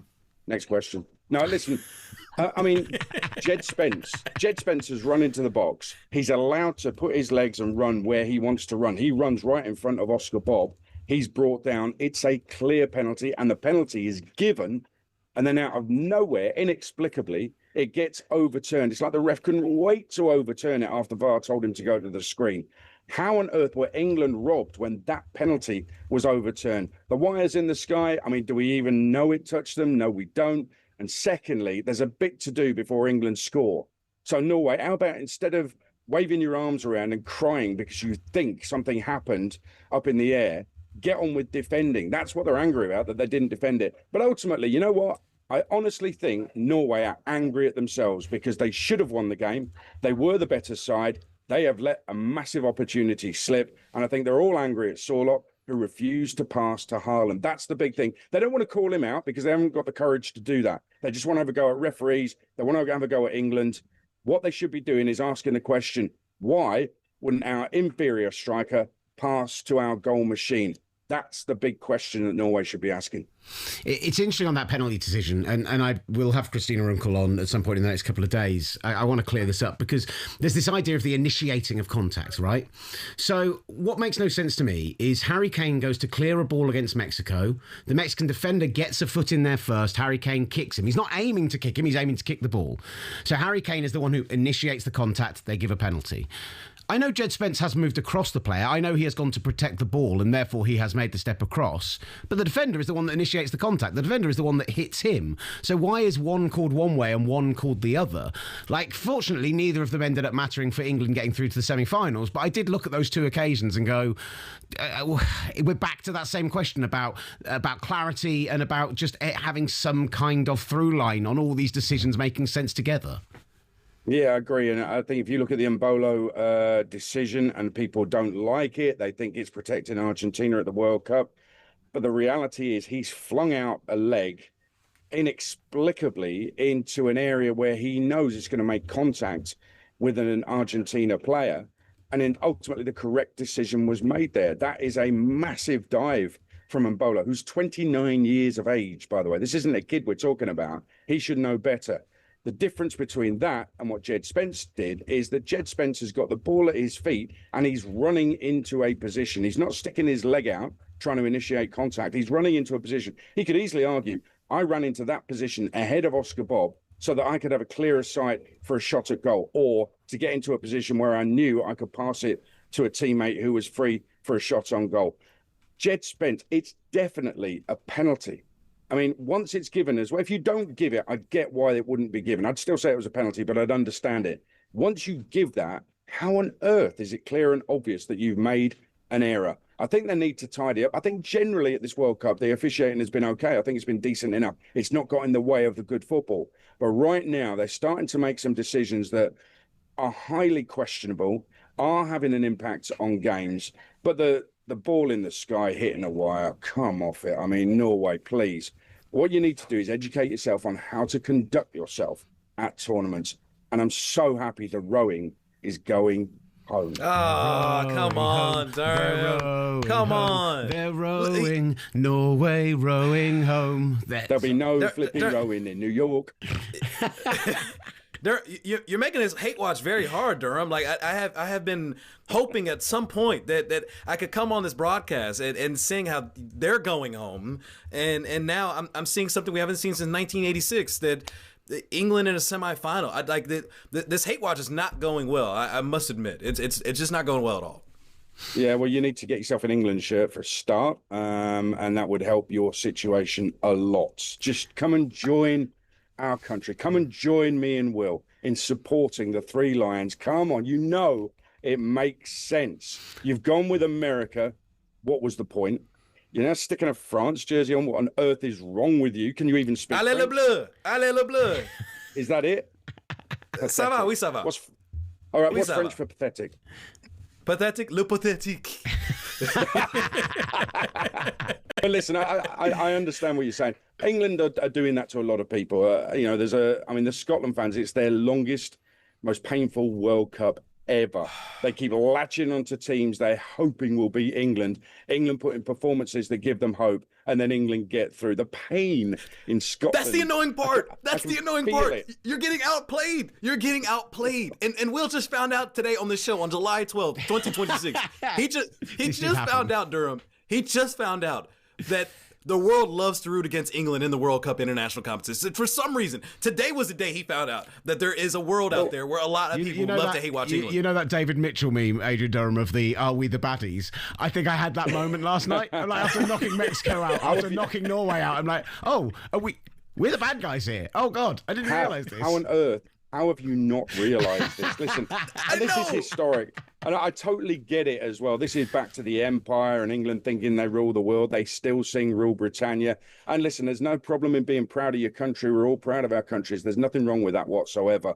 But I think when you hear England fans, singing Rule Britannia, for example, or singing Britain never, ever, ever shall be slaves. I mean, wow, when you look into the context and the meaning of that and the historical meaning of that, I think the lyrics need to change a little bit. But so I understand. And what I'm talking about there is that doesn't mean I'm not proud to be English, because I absolutely am. Anybody who's seen me at England games knows how proud I am to be English. But what it means is I understand why others from other countries have a real problem with England and the historical aspect of it.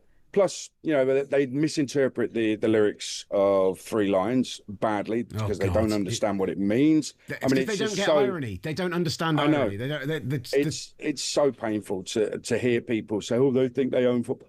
Absolutely. Whenever I'm going to a tournament, people have said to me, "Oh yeah, all the England fans, they think they're going to win it, don't they? Every time they go there thinking they're going to win it." No, we don't. I've never believed that. This is the most I've ever believed we might actually win a tournament. I feel uncomfortable. I still don't believe, by the way. I still don't believe, but we just don't go there with any confidence whatsoever. Have you seen our football history? How would any England fan be confident and arrogant going to a tournament? People are actually stupid when it comes to this. But hey, this is why though. Sorry, Master, but this is why, because in the years that I've been following England, and probably my first proper tournament was Euro '96, because after we didn't make '94, that was the last time I remember the stars turning up. Every other tournament, whether it's Wayne Rooney against Portugal, whether it's David Beckham getting sent off against Argentina, whether it's Harry Kane in the last 2 tournaments clearly carrying whatever health knocks he was and not doing it in the knockout stages. And yet in this tournament, while we're not playing well, Jude Bellingham is turning up. Harry Kane, until last night where he had probably his worst game of the tournament, but had been turning up. And that's why I suddenly do feel different. I'm like, oh, hold on. Not only do we have superstar players who we know are superstars, they're actually arriving at this tournament and playing like those superstars, and that's why I'm starting to get a little bit positive about winning it. Look at how we might just win. We just might win. He doesn't want to say it out loud, doesn't he? He doesn't. He doesn't. I liken it to, I compare it to England's women winning the Euros last summer, and Serena Wiegmann was talking about proper England, and I mentioned this on the show after the Mexico game, that it was proper England. Now, what we mean by that is we know and this is the reality with England, Master. This is the very opposite of what the outside world thinks of England. What England fans know is we're not playing well. We really aren't the best. Some of our players, we're highly questionable in terms of should they even be at the World Cup. However, somehow they're finding a way to win. If you look at the Women's Euros last summer in Switzerland, England were absolutely dreadful for a lot of the tournament. Smash and grab, all knockouts. I could not believe that they kept getting away with what was it, the Italy match in particular. I could not believe that they found a way to get away and win that one. It was the Sweden one for me. Yes, that was. Yes. I mean, I'm not even joking when I say our producer was booking flights home from the Euros towards the end of that game. And I mean, we were knocked out by Sweden maybe about 5 times if you include the penalty shootout, and somehow we got through. Somehow we beat Spain in the final.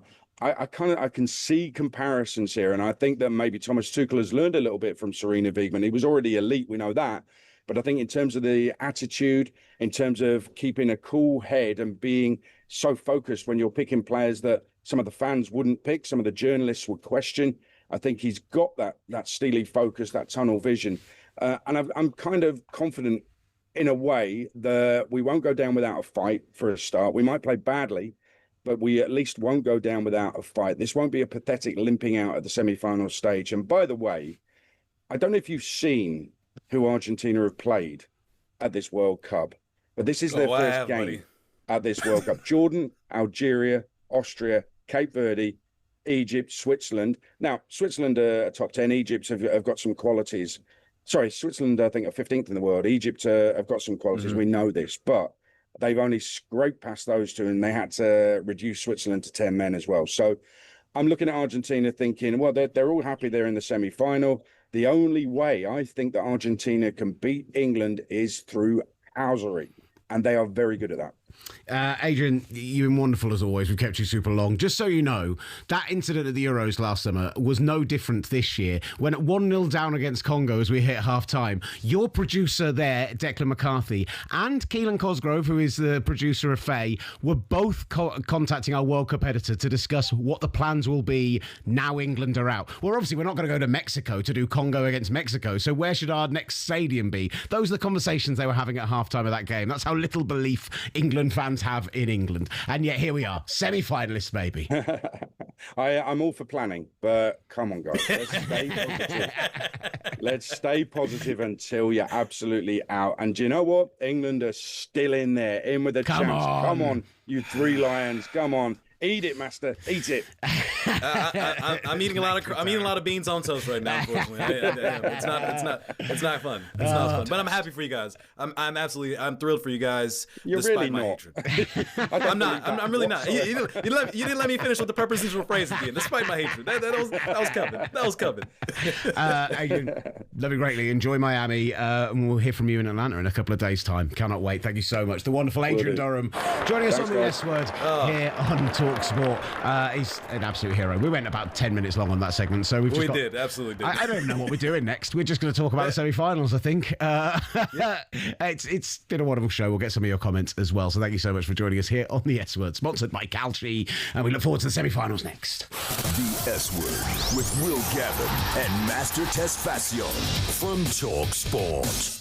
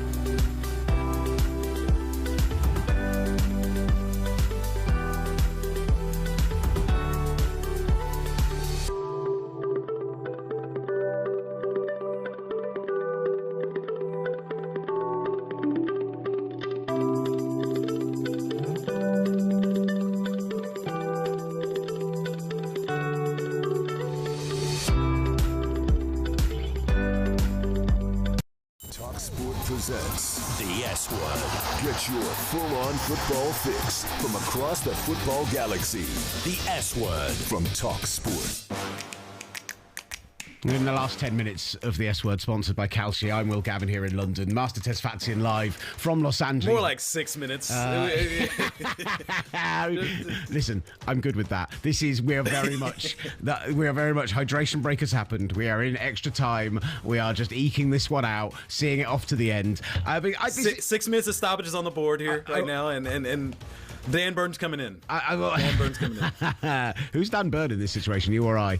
I think we know the answer to that one. Yeah, I think I'm Jed Spence, even though I am not that fast. Jed Spence, by the way, we didn't really talk about this. He's England's best one-on-one defender, and we've been saying it a little bit throughout the tournament. Every time he comes off the bench, he's been sensational. Like, use him in that way. You don't have to start him. If Reece James is fit, fine, great, start him. But and Reece James also coming off the bench, he had some. Defensively, for someone who comes off a bad hammy, it seems like every other couple weeks. I thought he did a solid job coming in as well. I agree. Let's get some of the comments because they are absolutely racking up. Our producer Sam is saying, "What this is the most watched live show we've ever had?" Is that? Can we confirm this? Apparently, do I need to root for England now? We've had. Oh yeah, I think I get up in the chat, get in the comments, tell us why Master should root for England. Of course, one of the first responses, of course, the Yankees glory hunting. That's what BFC 10 says. Hey, listen, hey, allez le bleu, allez le bleu, allez le bleu. Arsenal Avenger Champion says Mexico tick, Norway tick, Argentina ... The little like sand time emoji. You're just saying it's going to be a tick as well. Fair point from Justin saying all the teams left so far have played inferior teams in the last round, so it's game on now, and it's true. I looked at the quarterfinals as we got into it, and actually after Morocco were a little disappointing against France on Thursday. And I did look at the rest of the games and thought to myself, are we about to be in for a really poor round? Because as much as we've had some wonderful stories in this World Cup, and Norway have been one of those, and the Cape Verdes and the brilliant performance of the African nations and everything that we've had going on, it did look like we had some lopsided games. Like England-Norway definitely looked like the most even game on paper, and actually turned out to be a pretty good weekend of football. I'm not going to lie to you. That was a big reason. I was like, I think I'm going to rest in the quarterfinals. I'll be here in L.A. And I saw the matchups and the heat and humidity in Miami and Kansas City. I'm like, let me. It's 79 degrees in L.A. Let me enjoy the nice weather for once in the summer. But honestly, every matchup, even France-Morocco, as dominant as France may have been against Morocco, was nervy at times. And Morocco did challenge them and try to operate in the same way that Paraguay did. But Spain-Belgium coming down to Mikel Merino, game winner at the last minute. And then 2 games going to extras yesterday where we got blessed with 240 minutes of football to decide who's going to make it to the semifinal. And again, as much as I was having a great time, hate watching yesterday, to have a semifinal in this country with the momentum that we've had, the interest that we've had, to have a semifinal with England versus Argentina and France versus Spain, you couldn't have asked for a better scenario other than the fact that these matches are happening at 3 p.m. Eastern time on Tuesday and Wednesday for the host nations. That is an abomination, and you want to talk about how we continue to cater to Europeans and their time zones and not being mindful of the fact that Canada, Mexico, and the United States has done a tremendous job hosting this World Cup, and most of them, unfortunately, will have to be at work watching this or taking time off because it is in the middle of the week, in the middle of the day, at 3 p.m. Eastern time, noon Pacific time. Just a ridiculous time slot where if this was on prime time, Will, we're talking potentially 50, 60 million people watching this in the United States alone. Now, who knows? I'm not exactly sure this is going to eclipse the USA-Belgium over 50 million viewership rating that we got from that number, but who knows? Maybe America will surprise me as they did yesterday with all the bars and pubs that were still packed, despite the fact the USA and Mexico are out. But the time slot for this is just absolutely ridiculous. I'm sorry. I hear you. And yes, it would be lovely to break more records on Fox and on Telemundo and everywhere else. But particularly Fox. Shout out to Fox. 3 of the top 4 teams. Got love for Fox. Yeah, absolutely. 3 of the 4 top teams in the world are European. They've all made it through to the semi-final stages. The games are going to be at 8 p.m. BST, 9 p.m. Central Europe time. And so I totally back it. This is the point. That is your biggest market. This will be watched by the World Cup final will be watched by nearly 2 billion people worldwide, most likely. The World Cup semi-final semi-finals will likely hit 500 million to 1 billion views, and most of those are going to come from outside America. Like, I totally understand what you're saying. I get your point, but you've got to cater to the markets where the teams are going to be, and the likelihood was that America wasn't going to put a team at this point. That actually, other than Argentina, where are the other South American teams getting to this point? So, you know... There's under 59 million people in England when we had 50 million people watching USA Belgium in a final potentially that could reach 70 to 80 million people. What time are you hoping for these games to be? It should have been a prime time. And guess what? You guys have to get up at 4 a.m. and keep the bars open, and Keith Starmer can get another, applause on the way out the door as you guys look like you guys are having fun, waiting till 3 a.m. to watch your matches. Guess what? So be it. We have to do that here with Premier League and all the other domestic leagues. It's an inconvenience, but how much do you love the sport? Okay, everything gets catered to you in this kind of way. Deal with the reality. You want to keep growing the sport. You want to show the host nations that they did a tremendous job. Give them a primetime slot. Let them enjoy this in primetime on a Tuesday and Wednesday instead of having to, skip work or having to, have somebody babysit the kids so they can watch this. It's ridiculous. I have interest. Like, would 2 hours later, like if it was 5 p.m. Eastern, like is that going to make a difference to you, or are you saying it has to be like Monday Night Football type slot? Put it on prime time. Put it on prime time. 2 a.m. in Europe. Like, yes. Like knowing that France and Spain are likely to get the stage, knowing that England are likely to get to the stage, you can't be putting those games at 2 a.m. in Europe. That's FIFA shooting themselves in their foot. That is cutting your nose off to spite your face. That's saying, yeah, we want to give America all the love. They deserve it for hosting a great tournament. But let's be honest, this is our bread and butter. This is the place that brings us the most viewers right now. Plus, you hit the Asian market, you hit the African market, all as well. Like, it's not all about you, mate. It's not all about you. Considering we changed the time zone for you, it's not all about you, Will. Well, it turns out it is, because we're in the semi-finals and you guys aren't. I'm Will Gavin, and it's all me all the time. You know it, brother. We end the show with. We started the show with European centralism, and now we are centered around Europe, and we will end it with Europe. What a great show we had. Great show. Thank you so much, Master. Thank you to everyone who got involved. Tomorrow we'll be back with myself and Max Scott. Christina Runkel will join us. We've got some great guests lined up over the coming days, and then Tuesday, Wednesday, semi-finals of the World Cup. Stick with us here on the S Word, sponsored by Kalshi. Yeehaw. Bringing all the biggest football debates Stateside. The S Word From talkSPORT.